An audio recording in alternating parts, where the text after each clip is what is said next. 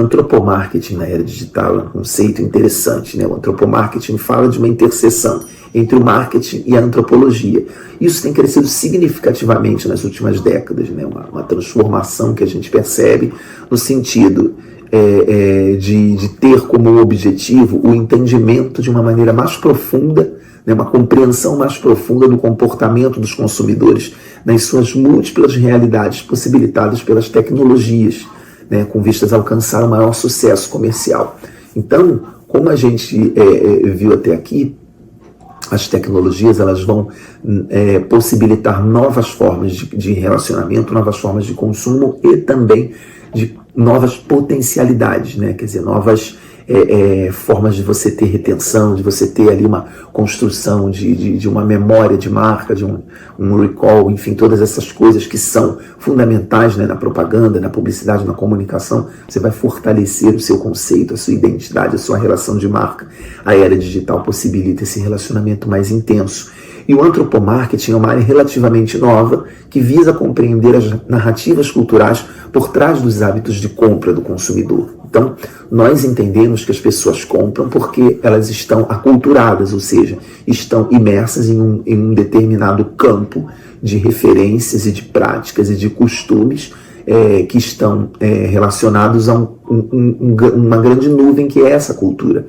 Essa abordagem ela combina técnicas antropológicas e marketing para investigar comportamentos de maneira mais profunda e ajudar as marcas a criarem campanhas mais envolventes. Então, tirando, né, um sentido de que a propaganda ou a publicidade possam ser algo que convence ou que se impõe sobre as pessoas, o que a gente está falando aqui é de você ter um público, né, esse público ter um desejo, né, uma necessidade, alguma coisa que seja uma expectativa de compra. Então a publicidade vai entender através do antropomarketing qual é o melhor caminho para você comunicar esse bom produto, esse bom serviço a esse cliente que efetivamente está ali. A gente sempre vai falar de uma propaganda, de uma publicidade ou de um marketing que sejam éticos, coerentes, tá?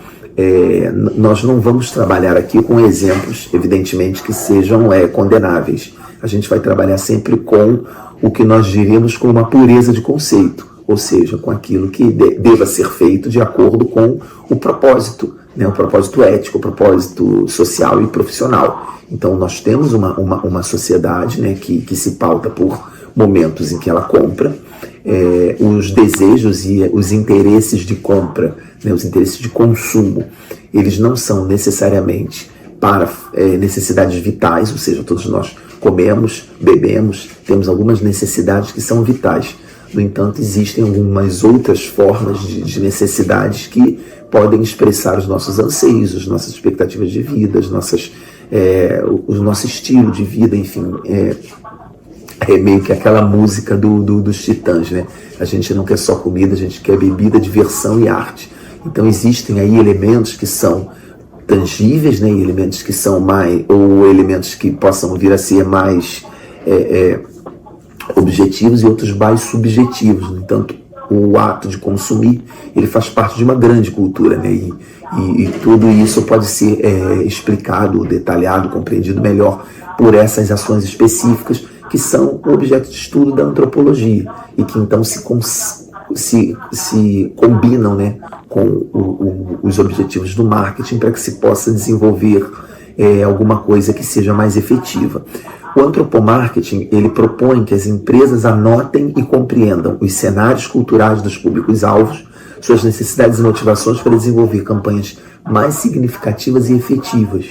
Então, o que a gente entende aqui como cenários culturais dos públicos-alvo são justamente esses ambientes culturais, ambientes onde as pessoas, de acordo com as suas classes sociais, de acordo com os seus convívios, de acordo com com o seu entorno, né, sociocultural, elas serão afetadas por uma série de agentes e esses agentes promoverão, então, determinadas posturas, determinadas atitudes, determinadas buscas de status ou determinadas buscas de padrões de qualidade que são convenções e, por serem convenções, são regras sociais criadas para serem adquiridas e compartilhadas socialmente. Então, grupos sociais possuem regras distintas, né? Aqui a gente está falando de uma forma muito sociológica também, porque isso entrecruza, né, com os objetivos da antropologia.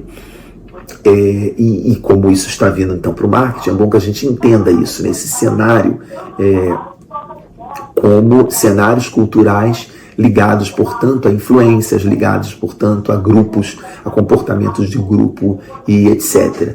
Então, ao adotar essa abordagem, as empresas obtêm resultados mais eficientes, moldando e adaptando seus produtos às demandas dos seus clientes. Então, vocês entendam que essa é uma função muito importante, né, das áreas de marketing, que é não apenas identificar quais são esses pontos onde os clientes vão consumir mais ou menos, mas identificar também como os próprios produtos ou serviços possam vir a ser alterados em função dessas percepções, né? A gente está falando de um quê estratégico, né? A gente está falando de alguma coisa que promove ali uma nova leitura dos fatos. Então, a antropologia de mercado, por exemplo, ela estuda os aspectos culturais, comportamentais e sociais que influenciam a preferência dos públicos-alvos no processo de decisão de compra.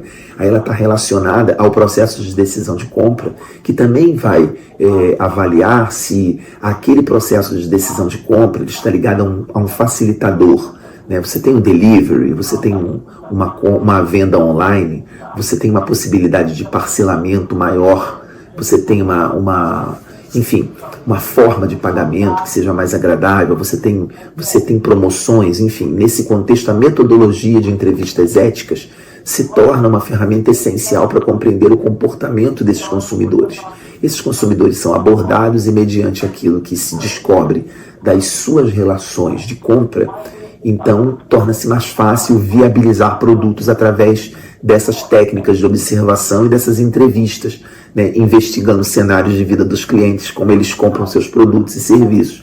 Eu, por exemplo, fiz um mestrado na área de bens culturais e dentro do campo das ciências sociais, onde eu fiz uma pesquisa de antropologia do consumo e eu entrevistei clientes em lojas, eu fiz etnografias em lojas no Brasil e na Alemanha, no intuito de descobrir quais eram os hábitos de compra, como as pessoas conservavam as roupas, enfim. Era uma pesquisa específica sobre o consumo de moda masculina. Mas isso é importante, né? Quer dizer, essa adesão, digamos assim, da antropologia ao marketing, ela traz essa colaboração. A antropologia também pode ser usada para vincular objetivos de marketing a narrativas emocionais, né? Então, a gente estava falando de uma questão mais mercadológica, aqui a gente está falando de um dado mais emocional. Marcas se esforçando para criarem campanhas mais profundas e significativas que conectem o público de forma mais humana, impactando nos hábitos de compra. Então, quando você desenvolve essas grandes narrativas contemporâneas, né, ligadas, por exemplo, às pautas sociais, ao merchandising social, ao engajamento das pessoas com determinadas práticas ou determinados discursos que outrora foram muito pouco considerados, mas que hoje são importantes, nós descobrimos que há clientes que querem consumir não apenas o produto, mas querem consumir a posição ou a postura da empresa diante de determinado problema social, por exemplo. Então, isso faz com que o caminho, né, para essa decisão de compra seja um diferencial. Eu tenho uma empresa engajada numa grande causa, eu tenho uma empresa que é engajada com a sustentabilidade ambiental, eu tenho uma empresa que é engajada com uma pauta antirracista, enfim, alguma coisa desses sentidos, né, que são os mais variados.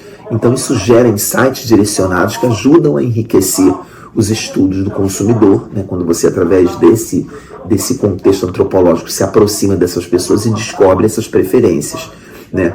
Você vai definindo novas estratégias que se alinham, né, ao interesse desse público-alvo, e com isso, evidentemente, você vai potencializar a sua venda, né, o potencial de compra do seu produto. O uso desses métodos também contribui para o aumento da conversão e da fidelização dos clientes. Há clientes que são fiéis a marcas, não apenas por produtos ou serviços, mas pelos discursos, né, pela postura que essas marcas têm. As pessoas hoje escolhem modelos de vida naquilo que consomem.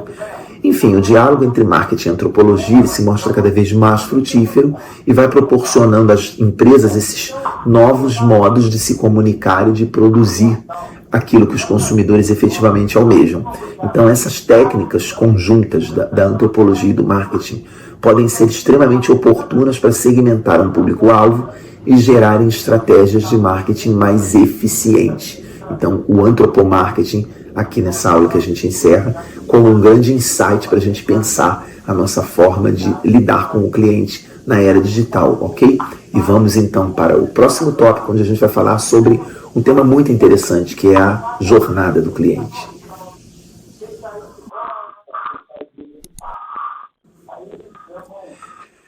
Bom, aqui no nosso tópico 6 a gente vai falar sobre o cliente, a jornada. Criar um mapa de jornada do cliente vai permitir que as empresas entendam as experiências e as necessidades desse seu público-alvo, né? Então, esses insights também capacitam profissionais de marketing a segmentarem consumidores com um conteúdo personalizado e removendo as barreiras que existem para a conversão desse cliente.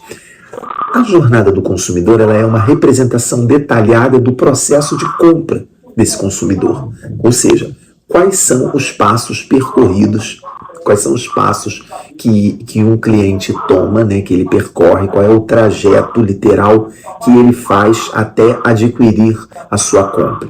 Quantas vezes ele navega dentro de um site, quais são as buscas que ele faz, no caso das compras virtuais, né? Então, essa jornada ela define todas as interações desse consumidor com a sua marca, desde uma conscientização até a pesquisa e até mesmo uma defesa da marca, né? Aqueles clientes mais engajados que a gente chama de cliente fã, né? Então, são fases individuais pelas quais os clientes passam antes de decidirem comprar um produto. Nessa jornada, eles sempre entram em contato com os chamados pontos de contato da marca, né? Que a gente chama de ponto de contato, os anúncios, os sites, os anúncios de TV, mas também conversas entre amigos, enfim. Quando você traça um estudo específico sobre a jornada do cliente, você vai entender quantas movimentações ele faz, você vai entender quais são os pontos de contato, né, como a gente já explicou aqui, que o levam a fazer essa compra, quais são os pontos que melhor definem, né, a sua experiência, e você pode fazer isso por grupos, né, por faixa etária, por grupo de poder aquisitivo, enfim, formação, enfim, aí você vai fazer ali uma série de segmentações e vai tentar entender dentro daqueles grupos qual seria a melhor comunicação para você fazer, né? Você vai tentar entender onde todos esses clientes, onde todos esses personagens se relacionam ou como eles se segmentam de maneira que entre si, embora todos estejam procurando seu produto, eles se separem. Para você também entender que a comunicação personalizada, ela vai ter esse caráter, né? Se a era digital possibilita uma melhor interlocução entre cliente e empresa, por outro lado, ela também implica numa maior responsabilidade das empresas de criarem coisas que sejam mais direcionadas. Então, ao contrário daquela comunicação publicitária convencional, onde um anúncio de televisão parecia falar para todo mundo ao mesmo tempo, né? Embora não fosse, já houvesse a segmentação naquele tipo de chamada comercial, mas ainda assim era uma chamada mais genérica. Hoje as pessoas falam por e-mail. Hoje você recebe um e-mail marketing que te chama por seu nome, dizendo para você, Hélio, por exemplo, Hélio, os produtos que você visualizou estão com estoque ilimitado.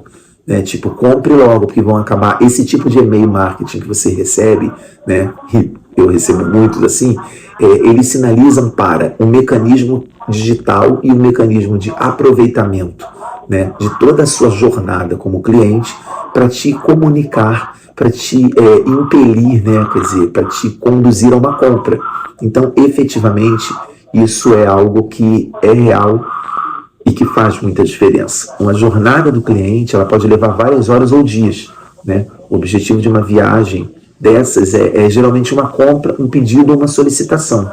Mas nem sempre essa viagem resulta diretamente na compra. Então, você precisa entender, né, quais são os mecanismos que levam esse cliente a transitar entre pontos de contato diferentes, qual é o ponto de contato que efetivamente é mais convincente para levá-lo a essa compra.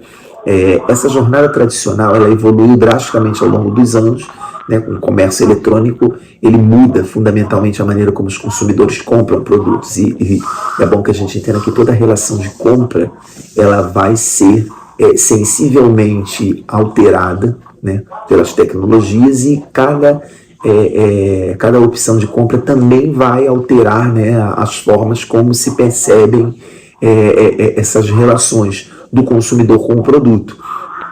Então, embora muitas vezes tenhamos ouvido a frase de que o consumidor é rei, ela é mais verdadeira do que nunca, porque o cliente, à medida em que ele tem a possibilidade de fazer a sua compra por um ato remoto, ou seja, ele mesmo tendo autonomia de chegar ali e comprar, né, como por exemplo por e-mail, ou por WhatsApp, ou por um acesso a um site, um aplicativo, enfim, a compra digital, né, o e-commerce. Então isso faz com que ele tenha mais poder, né, de decisão sobre a sua própria compra. E as marcas vão competindo para ganharem compartilhamentos cada vez maiores entre os seus clientes.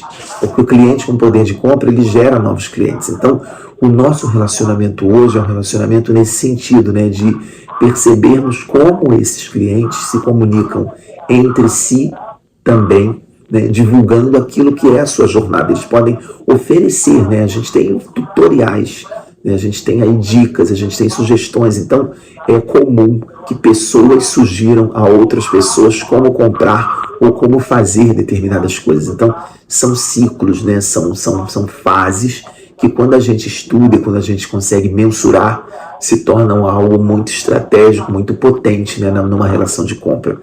No mundo do comércio eletrônico, a jornada do consumidor inclui todos os pontos de contato digitais, né, como a gente está falando assim. Então, a marca, ela tem, né, essa sensibilidade, esse toque para com o cliente, de perceber quais são os elementos que constituem a sua jornada e fazer com que ele se aproxime e possa navegar cada vez mais e melhor. Isso pode ocorrer em sites, mídias sociais, mercados online, mecanismos de busca, aplicativos, enfim. As variedades são inúmeras, né? As fases pelas quais cada um desses viajantes passa no caminho da parte interessada ao cliente, ao longo da jornada, são um processo individual. Então, esse é um dado interessante, porque como você vai tratar individualmente cada cliente? Pois você tem que aprender a avaliar as jornadas individuais e compreender como ou se elas se repetem para determinados nichos, para determinados grupos. E aí, através de uma análise muito específica, você vai criar estratificações, né? Então, pouco a pouco, essas informações que parecem individuais ou muito subjetivas, e que aí deixariam você perdido, né, num campo de informações tão grandes que vão variando de pessoa para pessoa, você começa a construir, né, dentro da sua estratégia, grupos, porque em algum momento você consegue ter algo que possa ser viabilizado de uma forma genérica para um grupo que tem afinidades ou que tem desempenhos dentro das jornadas que possam ser parecidos. Então, a coisa não é assim tão solta quanto parece, ok? Então, a jornada do cliente é algo muito interessante. Aí, vamos então para a aula seguinte falar sobre o objetivo. Qual é o objetivo dessa jornada do cliente?